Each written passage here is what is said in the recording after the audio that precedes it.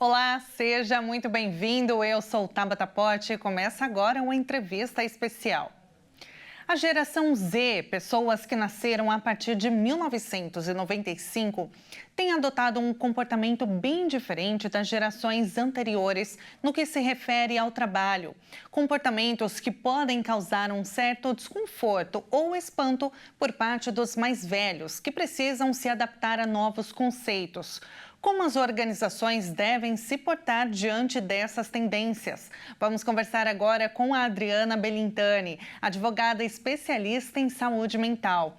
Adriana, seja muito bem-vinda, é um prazer falar contigo. Muito obrigada, é um prazer falar com você e com toda a audiência.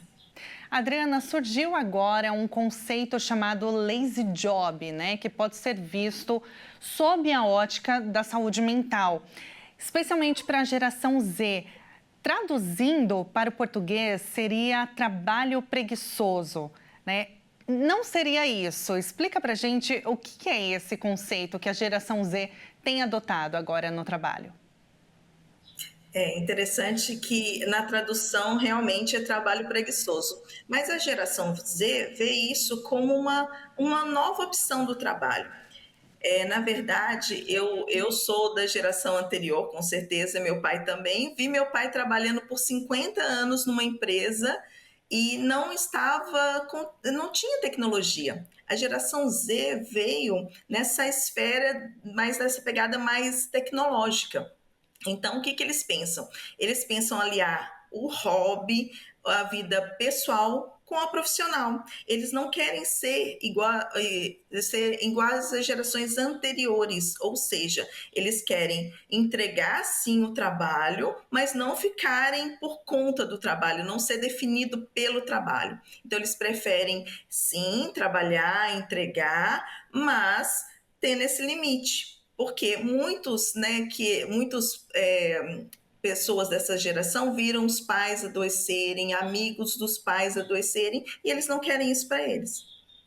No caso, eles estão priorizando a saúde mental, né? Visto, como você disse, na prática, né? Pais, avós que trabalharam a vida inteira e aquilo, né, Adriana, batendo cartão, né? Entra muitas vezes cedo, fica o dia todo no trabalho, com poucas horas para lazer. Então, esse conceito de lazy job, ele é focado nisso, nesse equilíbrio.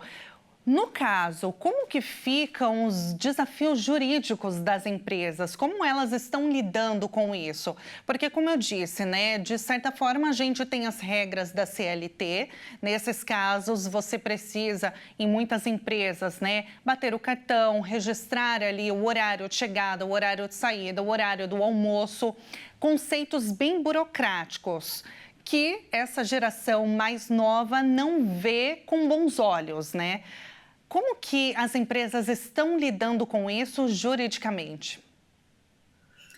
Olha só, Tabata, a nossa CLT veio da década de 40. Ela passou por uma reforma em 2017 e trouxe alguns conceitos novos, inclusive do trabalho remoto, né, do trabalho sem estar presencialmente na empresa. Mas o que acontece? Por que o controle da jornada? Por que bater o ponto? Justamente para proteger aquele empregado, aquele trabalhador, para que, se ele ultrapassar as horas do contrato de trabalho, ele possa receber pelas horas extras, certo?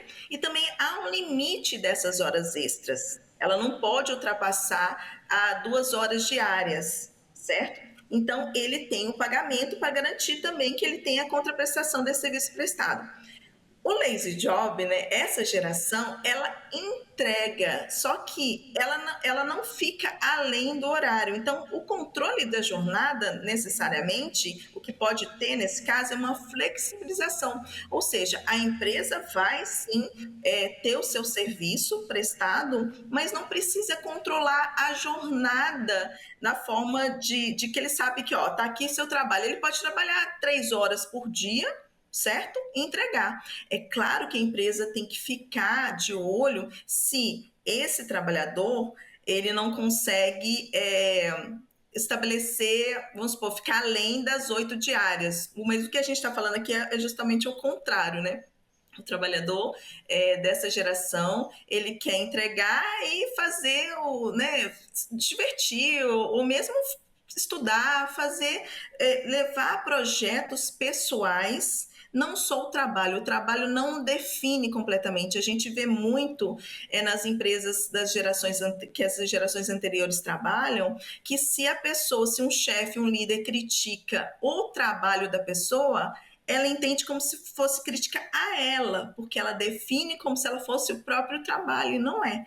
E a geração Z vem nessa pegada de, não, eu tenho que trabalhar, mas eu tenho o meu direito à desconexão, ou seja, eu trabalho, entrego, mas a empresa está ali, lógico, tem que tomar cuidado com relação a se ele trabalhar fora, a ergonomia, né, essa prestação de trabalho, mas a empresa tem que se atentar a isso. O controle é justamente para proteger o empregador, né, porque o trabalho, nos moldes antigos, vamos dizer, tem esse controle justamente para a empresa pagar o funcionário com relação a horas extras, entendeu? Então, assim, é um conceito diferente. Juridicamente estão se adequando. As empresas de tecnologias vinham num conceito de vamos, esse funcionário vai pausar, esse funcionário pode vir a hora que ele quiser. Já é um conceito mais antigo que a geração Z resolveu adotar. Com certeza, né? E é muito interessante mesmo, visto que realmente eles estão tentando se adaptar e até mesmo fugir das estatísticas, né, Adriana, de casos de ansiedade, de depressão. Agora, diante disso tudo, na sua avaliação, esse conceito lazy job, de que forma que ele impacta nas normas trabalhistas? A gente vai precisar atualizar mais uma vez? Olha, eu acredito que é uma adaptação que deve ser feita. Eu acredito que talvez a atualização da norma em si, não. Algumas pontuações. Por quê? O que a CLT faz hoje? Ela preserva aquele trabalhador que trabalha além das horas devidas. Esse trabalhador que trabalha além, ele recebe pelas horas extras, que é o conceito das gerações antigas, que às vezes... Quantas pessoas já falavam assim, eu nem vi meus filhos crescerem? Esse inclusive, um discurso de vários pais. Eu não vi porque eu estava trabalhando, não vi meus filhos crescerem, que muitas vezes trabalhavam horas extras, e aí a CLT protege esse trabalhador que trabalha além da sua jornada contratual. Eu acredito que, estando dentro da jornada pactuada entre o trabalhador e seu empregador, não há que se falar em mudanças, vamos dizer assim. O que a lei que a CLT deveria trazer mais é algo específico sobre a saúde mental. Temos algumas leis esparsas, mas ainda a CLT não fala. Ela fala de um trabalho saudável.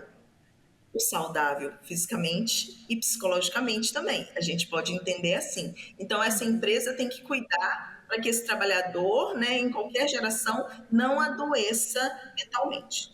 Perfeito, Adriana. Olha, muito obrigada pela entrevista. Deu para a gente entender bem esse conceito, né? A gente precisa, claro, continuar acompanhando para ver se as empresas vão se adaptar a essa nova realidade, claro, né? Porque é uma tendência e as empresas precisam se adaptar a ela.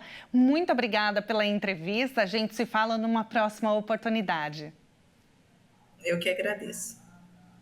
E eu fico por aqui. Acesse o nosso canal no YouTube, Jornalismo Hit TV. Muito obrigada pela sua companhia e até o próximo programa. Tchau, tchau.